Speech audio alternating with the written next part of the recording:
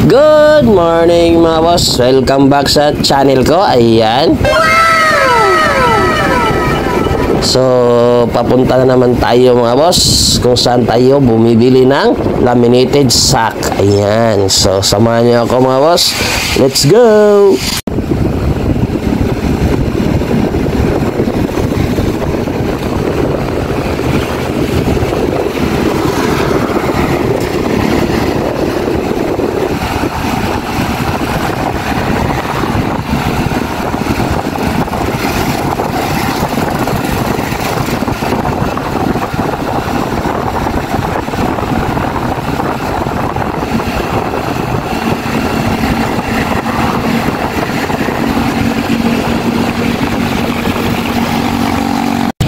So, ayan na mga boss. Tapos na tayo makabili ng laminated sack. Ayan. So, it's worth 150 pesos mga boss. Uwian na para malagay na natin tong laminated sack sa ating recycled ref. Ayan na mga boss. So, let's go!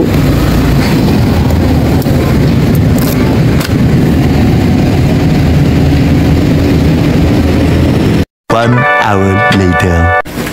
So, andito na tayo mga boss sa ating backyard. Ayan. So, bilis talaga ng transition natin. Ayan. So, isa na naman, rep tab ang gagawin natin mga boss. So, itong recycled ref natin is set up natin ito ngayon mga boss. Ayan. So, we are slowly doing what we can para sa ating mga isda. Ayan. So, kukunin natin yung ating laminated sack na binili kanina mga boss. Ayan. So, itong laminated sack natin is worth 150 pesos mga boss. Ayan. So, pwede nyo itong mabili sa inyo local market mga boss. Ayan. Yeah, boy. So, kung gusto niyo yung ganitong setup mga boss is, pwede niyo itong gayahin at i-adapt sa inyong mga backyard farm mga boss. Ayan. So, kung ganito lang kalit yung area nyo, katulad ko, pwede nyo i-adapt yung mga ginagawa natin mga boss. Ayan. So, para naman to sa mga katulad nating fish keeper na sana ay makatulong ako kahit na konti man lang sa inyo mga boss. Ayan. So, sa ngayon is, gagawin na natin tong ating recycled ref para ma-set up na natin mga boss. So, let's go!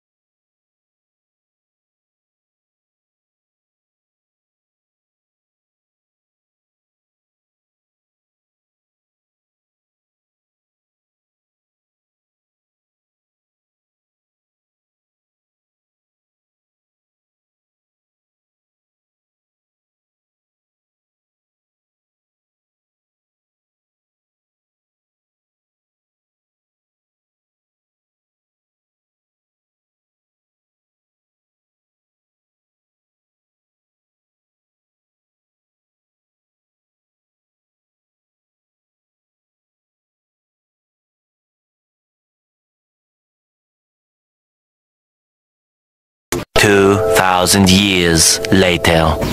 So, ayan, sa wakas mga boss, natapos na natin tong ating bagong setup na rep tab. Kaya dadali na natin to doon sa kabilang side ng ating backyard mga boss. Ayan. So, hindi ko na kinat yung mga excess part ng ating laminated sack. Ayan. So, may purpose rin yan mga boss. Ayan. Yeah, boy. So, andito na tayo sa kabilang side. Ayan.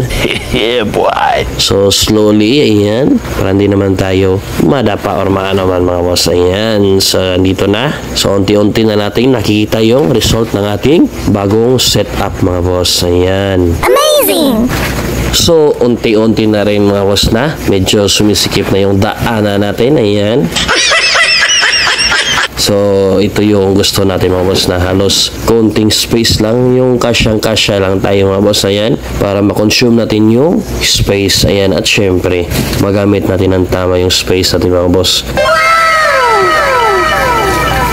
Or in short saying is, ma-maximize natin yung space. Ayan. So, unti-unti nang lumiliit yung area natin dito sa side na to mga boss. Pero ayos lang kasi nakukonsume natin ng mabuti yung space. Ayan. So, tinitingnan pa rin natin kung level ba yung rep tab natin pagkalagay. Ayan. So, pagkatapos ito mga boss is, syempre, lalagyan na natin to ng tubig. Ayan.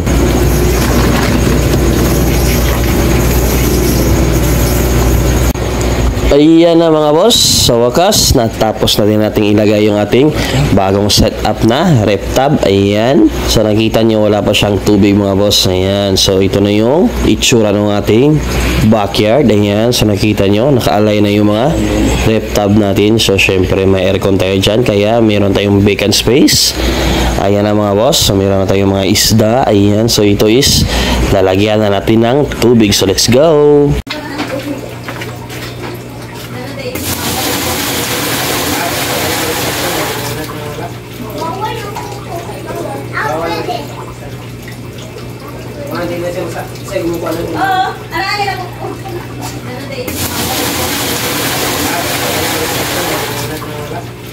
So, ayan ang mga boss, nalagyan na natin ng tubig. Ayan, so hanggang dito na lang muna yung update natin sa ating backyard mga boss. Let's see you in our next upload. At huwag kalimutang mag-subscribe guys. Ingat!